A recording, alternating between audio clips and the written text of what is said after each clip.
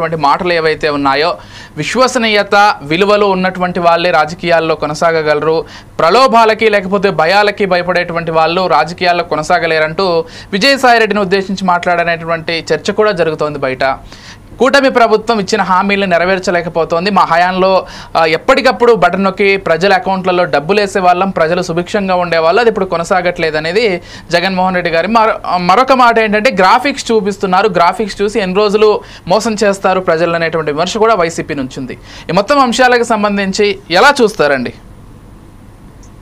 గత ప్రభుత్వం 5 సంవత్సరాలు పరిపాలించినట్టు జగన్మోహన్ రెడ్డి గారు ఆయన అనుభవాల్లో ఆయన ఎంతవరకు ప్రజల యొక్క మన్నలను లేదా ప్రజల విశ్వాసాన్ని చూరగొన్నారు.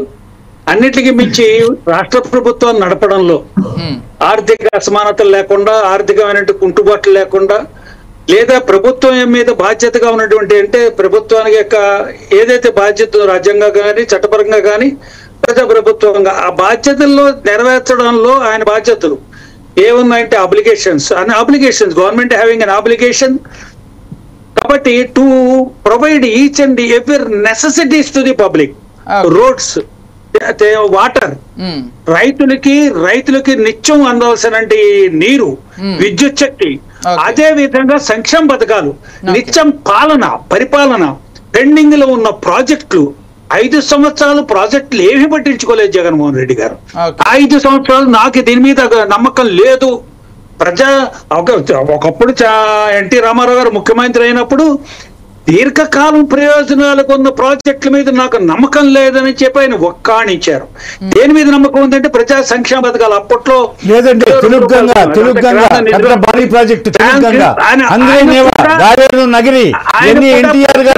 బాగులు చూడడానికి ఏదైతే ప్రజా సంక్షేమ గాంధీ, రాజీవ్ గాంధీ కేంద్రంతో నిరంతరం పోరు, ఎన్టీ రామారావు తెచ్చుకోండి. నా తెలుగు వాళ్ళని నన్ను అభిమానించే వాళ్ళ దగ్గర జోలు పెట్టి వసూలు చేసుకుని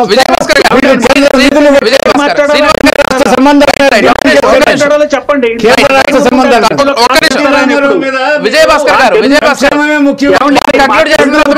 మిమ్మల్ని ఎవరు చేయకూడదు, జైల్లో పెట్టేస్తారు, చేస్తారు.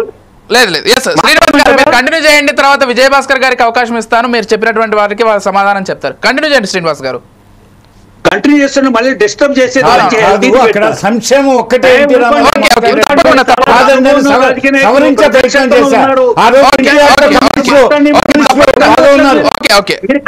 డివైడ్ చేసి డిస్టర్బ్ చేద్దామని లక్ష్యంగా ఉన్నారు. ఎవరు? ఎన్టీ రామారావు అంటే ఊరుకోమంటారా? ప్రజల ప్రాజెక్టు ఎవరు సృష్టిండి? భాస్కర్ గారు మీకు అవకాశం ఎవరు ఇంకా చెప్పమంటారా? అది కాదండి, అసలు ఎన్టీ రామారావు అప్పుడు కేంద్రం ఇవ్వలేదండి. అసలు మొత్తం అసలు ఎవరు ఎన్టీ రామారావు సినిమా ఫీల్డ్ నుంచి వచ్చాడని చెప్పి ఒక్కసారిగా మా కాంగ్రెస్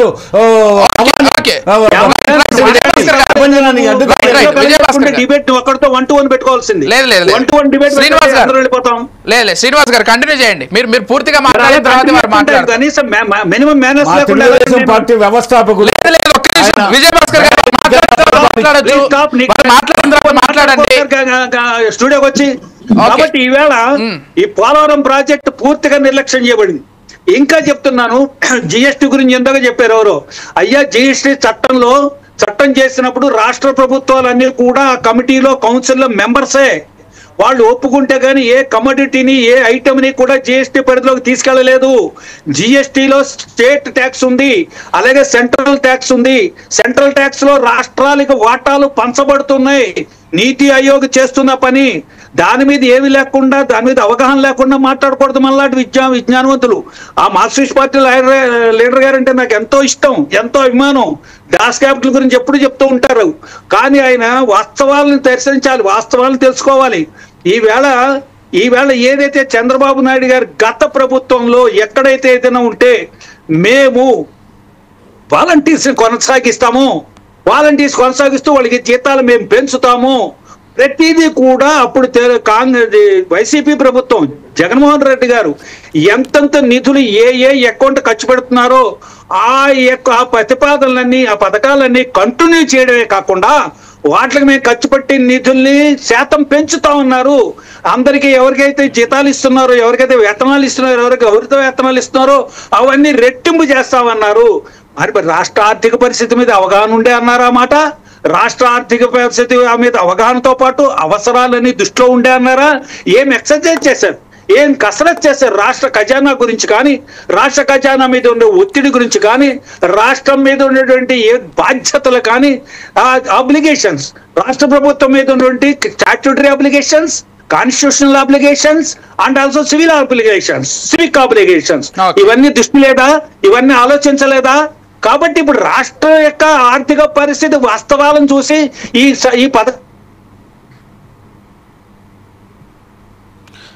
రైట్ శ్రీనివాస్ గారు, మీ నెట్ సిగ్నల్ సరిగ్గా లేనట్లుంది, హ్యాంగ్ అవుతోంది.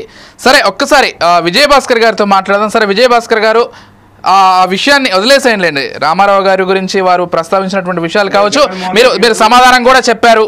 సరే రెడ్డి గారు నిన్న పార్టీ మీటింగ్ లో ఆయన అచ్చం సంక్షేమ కార్యక్రమాల గురించి ప్రస్తావించాడు. ఆయన అభివృద్ధి విముఖుడు, చంద్రబాబు నాయుడు అభివృద్ధి కాముకుడు. చంద్రబాబు నాయుడు సంక్షేమాన్ని అభివృద్ధిని రెండు కళ్ళుగా భావిస్తాడు. అంటే ఒక్క విషయం విజయభాస్కర్ గారు, మేము ప్రతి గ్రామంలో సచివాలయాలు ఏర్పాటు చేశాము, అనేక పాఠశాలలను అభివృద్ధి చేశాము, నాడు నేడు పేరుతోటి చిన్న చిన్న హాస్పిటల్స్ నిర్మించడం జరిగింది. ఇది కదా నిజమైన అభివృద్ధి అంటే, గ్రాఫిక్స్ చూపించడం నిజమైన అభివృద్ధి అనేది వారి వాళ్ళు కొన్ని పదజాలాలు అవన్నీ, కొన్ని పదజాలాలు ఏదో పడికట్టు పదాలు. అసలు జగన్మోహన్ రెడ్డి తెలుగు భాష వచ్చండి సరిగా? ఆయన ఉచ్చారణ అందరికి అర్థమవుతుందా?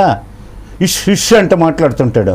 పోతే అది ఇప్పుడు చెప్తా, వ్యక్తిగత విమర్శలు చేయకూడదు. వ్యక్తిగత విమర్శలు కాదు, అక్కడ పడికట్టు పదాలతో మాట్లాడితే గ్రాఫిక్స్ అంటాడు. ఏం గ్రాఫిక్స్? ఆయన చిన్న చిన్న హాస్పిటల్స్ అంట. వైద్య విధాన పరిషత్తు తెలుగుదేశం హయాంలోనే వచ్చింది. వైద్య విధాన పరిషత్తు ప్రైమరీ హెల్త్ సెంటర్స్ సంఖ్య పెంచింది తెలుగుదేశం హయాంలోనే. ఒక్కసారి పాత గణాంకాలు అన్ని తీద్దాం, ఎవరి హయాంలో చెప్పండి. ఆడియో వీడియో స్కూల్స్ లో ఆడియో వీడియో ఎన్టీఆర్ టైంలోనే దృశ్య శ్రవణ విద్యా విధానం అని మన సీనియర్ జర్నలిస్టు కమ్యూనిస్టు లీడరు మన పెద్దలు వీరయ్య గారికి గుర్తుంటుంది. వారు సీనియర్ జర్నలిస్ట్ కాబట్టి దృశ్య శ్రవణ విద్యా విధానం అని చెప్పి ఎన్టీఆర్ టైంలోనే ప్రవేశపెట్టారు. మీరు ఒకసారి మననం చేసుకుంటే గుర్తొస్తుంది. అంటే అదేవిధంగా చెప్తా, అంటే తెలుగుదేశాన్ని నిందిస్తున్నాడు కాబట్టి అసలు తెలుగుదేశం ప్రభుత్వం ప్రపంచంలో జరిగే మార్పులన్నింటినీ గమనిస్తూ ఎప్పటికప్పుడు మారుతున్న కాలానికి అనుగుణంగా మార్పుల్ని తీసుకొస్తూ ఉంటుంది. అంతకుముందు తెలుగుదేశం పార్టీతో కమ్యూనిస్టులు కూడా కూటమిలో ఉండేవాళ్ళు, బీజేపీ ఉండేవాళ్ళు. కమ్యూనిస్టులు బీజేపీ అన్ని ఎన్టీ రామారాయంలో కూటమిగా ఉండేవి.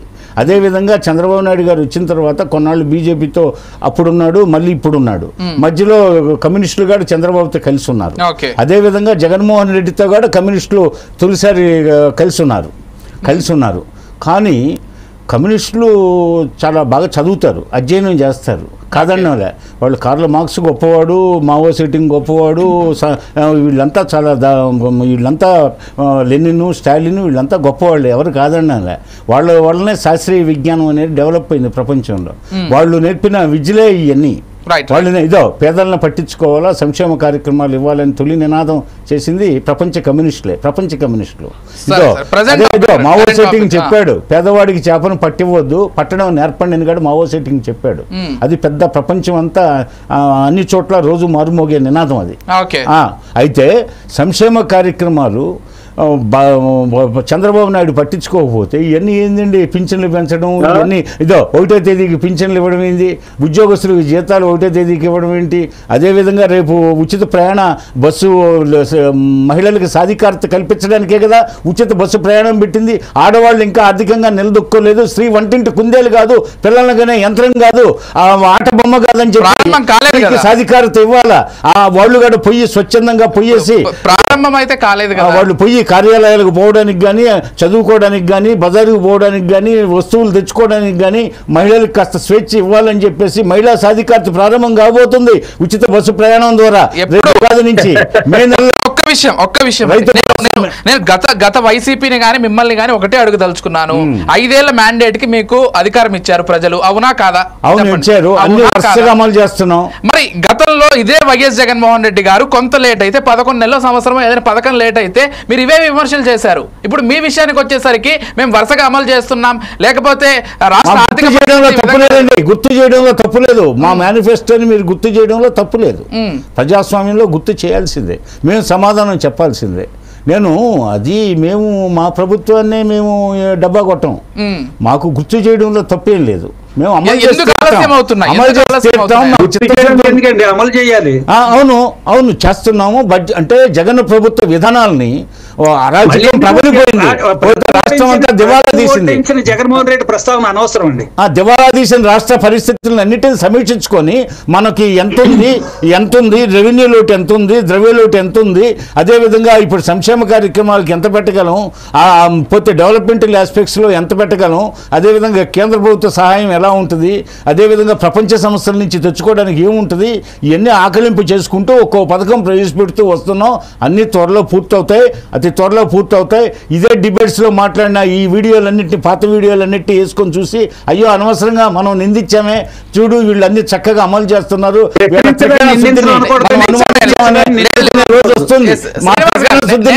అనుమానించామే అనవసరంగా అని చెప్పి వస్తుంది. ఆ పరిస్థితి తెస్తాం, అందులో సందేహం లేదు. అంటే మాకు ఇంటర్నల్ పార్టీ మీటింగ్స్లో ఇప్పుడు పార్టీ కార్యకర్తలకు ఇచ్చే ఒత్తిడి ఉంటుంది. పార్టీ కార్యకర్తలు మీరే కాదు, ప్రతిపక్షం గుర్తు చేయడం బాధ్యత. అదేవిధంగా పార్టీ కార్యకర్తలు కూడా రోజు ఒత్తిడి చేస్తూనే ఉంటారు. మాకు గ్రామాల్లో అడుగుతున్నారు, మనం ఇంకా చేయలేదు, లేట్ అవుతుందని చెప్పేసి ఒత్తిడి పెంచుతుంటారు. అందుకని ఇటు ప్రతిపక్షం, ఇటు మీడియా, ఇటు సొంత పార్టీ కార్యకర్తలు, ఇటు కూటమి కార్యకర్తలు అన్నింటినీ దృష్టిలో పెట్టుకుని ఆ ఒత్తిడిలన్నిటికీ పరాకాష్ఠగా అన్ని కార్యక్రమాలు త్రికరణ శుద్ధితో త్వరలో అన్నీ అమలవుతాయి. మీరు చూస్తారు కదా, అందులో సందేహం లేదు. ఏంటి శ్రీనివాస్ గారు ఏం చెప్తారండి? అన్నీ అమలవుతాయి, ఈరోజు కామెంట్ చేసేటువంటి వాళ్ళు రేపు మెచ్చుకుంటారు అంటూ చెప్పుకొస్తున్నారు. ఏం చెప్తారు శ్రీనివాస్ గారు? ఇప్పుడు శాసనాలు చేసి పిలవకండి, సంయమనం కావాలి. ఇప్పుడు గత ప్రభుత్వాన్ని అంటే మొట్టమొదటిసారి ముఖ్యమంత్రి పదవిలోకి వచ్చిన జగన్మోహన్ రెడ్డి గారు ఆయన అనేక తప్పిదాలు చేసినప్పుడు వీరు కూడా సలహాలు ఇచ్చాలి. ఇవాళ సలహా విమర్శించడం కాదంటున్నారు కదా, విమర్శించడం కాదు, సలహాలు ఇవ్వాలి, గుర్తు చేయాలి. వీరు ఎప్పుడైనా సరే చంద్రబాబు నాయుడు గారు గత ప్రభుత్వాన్ని ఎక్కడైనా లక్ష్య పెట్టారా? అన్నిటిని కూడా ఆక్షేపించారు. వాళ్ళు ఎక్కడైనా డిలే చేసి ఆక్షేపించారు. చంద్రబాబు నాయుడు అసలు ప్రజల్లో తిరగనీయకుండా ఎన్ని ఇబ్బందులు పెట్టారు. లోకేష్ బాబు యువగలం పాదయాత్రకి ఎన్ని ఇబ్బందులు కల్పించారు. అడుగడుగునా ఇబ్బందులు పెడితేనే కదండి ప్రజల్లో తిరుగుబాటు వచ్చింది. ఇదేందిరా బాబు ప్రజాస్వామ్యం వీళ్ళు విశాఖపట్నం పోతుంటే, లేకపోతే తిరుపతికి పోతుంటే, లేకపోతే పిలిచే ముందు శ్రీనివాస్ గారు ఏం జరుగుతోందంటే మీ నెట్ సిగ్నల్ ఇష్యూ వల్ల ఒక్కోసారి బ్లాంక్ అయిపోతుంది మీ స్క్రీన్. దానివల్ల బ్లాంక్ అయిపోతుందండి. ఇక్కడ దానివల్ల వారు మాట్లాడుతున్నారు, ఎక్కడ డిస్టర్బ్ చేసే ప్రయత్నం చేయట్లేదు. మీరు కంటిన్యూ చేయండి శ్రీనివాస్ గారు. అలా కంటిన్యూ చేస్తారు. ఇప్పుడు రాష్ట్ర ప్రభుత్వాన్ని స్థానిక పార్టీలు అంటే మీకు ప్రాంతీయ పార్టీలు ఎన్నుకున్నప్పుడు వీళ్ళకి రాష్ట్ర ప్రభుత్వం నడపడం చేయంగా ఉన్నప్పుడు అకలింపు చేసుకోవాల్సింది ప్రపంచ విధానాలను కాదండి, జాతీయ విధానాల్ని. జాతీయ స్థాయిలో ఏ రకమైన ఆర్థికమైన విధానం వెళ్తోంది, ఏ రకంగా బడ్జెట్ ఎలొకేషన్స్ వస్తున్నాయి, ఏ రకంగా కేంద్రం నుంచి రాష్ట్రానికి సహాయాలు అందుతున్నాయి, సెంట్రల్లీ స్పాన్సర్డ్ స్కీమ్స్ కానీ లేదా కేంద్రం నుంచి వస్తున్న రాష్ట్రాల వాటాలు కానీ, రాష్ట్రాల వాటాలతో పాటు కేంద్రం సమకూరుస్తున్న అప్పులు అంటే ఏమిటంటే మీకు అడ్వాన్సులు ఇస్తారు, అడ్వాన్సులు కానీ ఇవన్నీ వస్తున్నట్టుగా తెలుసుకుంటున్నారా లేదా కేంద్రాన్ని కేవలం విమర్శిస్తూ అశ్రద్ధ చేస్తున్నారా? ఇప్పుడు నిధులు రావడానికి ఏ మాత్రం కూడా దొంగదాటు పద్ధతి లేదండి. ఏ రాష్ట్రానికి కూడా ప్రతి రాష్ట్రము తన యొక్క రిప్రజెంట్ చేసి తనకు రావాల్సిన నిధుల్లో ముక్కుబండి వసూలు చేసుకుంటున్నాయి కేంద్ర ప్రభుత్వం నుంచి. రెండవది రాష్ట్ర ప్రభుత్వం విధిస్తున్న అనేక పన్నుల ద్వారా వచ్చే ఆదాయము కేంద్రం నుంచి వచ్చే నిధులు కాకుండా ఇంకా మీరు ఏదైతే వనరులను సమకూర్చుకుంటున్నారో లోన్స్ ద్వారా, అప్పుల ద్వారా అన్ని తనఖాలు పెట్టి వీటికి సరైనటువంటి వినియమం, ఆర్థిక వినియమం, ఆర్థికంగా ఎలా వినియోగిస్తున్నారు అన్నది వైట్ పేపర్ ఇవ్వాల్సిన బాధ్యత రాష్ట్ర ప్రభుత్వాలు ఉంది. ఇంత దీర్ఘమైనటువంటి విమర్శలు వస్తున్నప్పుడు అదే రకంగా మీకేదైతే మీకు ప్రాముఖ్యతలు ఉన్నాయో ప్రయారిటీ వైజ్ ఎలొకేషన్స్ ఎంత, రిక్వైర్మెంట్ ఎంత, ఉన్నది ఎంత, మన చేతిలో ఉన్నది ఎంత, రిక్వైర్మెంట్ ఎంత, ఇంకా లోటు ఎంత ఉంది, దీని మీద ఏమైనా కాస్తంత ఎక్సర్సైజ్ చేయాలా? మీ దగ్గరకు అవగాహన ఉండాలా? అవగాహన లేకుండా లోటు వస్తుంది, ఆర్థిక వనరులు లేవు, రెవెన్యూ లేదు. మీకు రెవెన్యూ, రాష్ట్ర ప్రభుత్వానికి రెవెన్యూ లోటు పంపిస్తున్న కేంద్ర ప్రభుత్వాన్ని మీరు ప్రశ్నించారు. గత ప్రభుత్వానికి ఇస్తే అది రాష్ట్ర ప్రభుత్వం వ్యక్తులకి ఇచ్చింది కాదు, అది జగన్మోహన్ రెడ్డికో చంద్రబాబు నాయుడు గారికో ఎవరికో నాకో లేదా మార్క్సిస్ట్ పార్టీ లీడర్ గారికో ఇచ్చిన కాదు, రాష్ట్ర నిధికి ఇస్తారు, రాష్ట్ర బొక్కసానికి ఇస్తారు. కాబట్టి ఇక్కడ ప్లానింగ్ ఉండాలి. ఎప్పుడూ కూడా ఓడిపోయిన పార్టీని విమర్శించడం వల్ల మీకేమొస్తుందంటే ప్రజల యొక్క దృష్టి మళ్ళదు అయిపోయింది. ప్రజలు చాలా అవేర్నెస్ క్రియేట్ అయింది. ప్రజలు మీకు అధికారాన్ని ఇచ్చాం, వాళ్ళకి శ్రీనివాస్ గారు రైట్. ఒక్కసారి జగదీష్ గారితో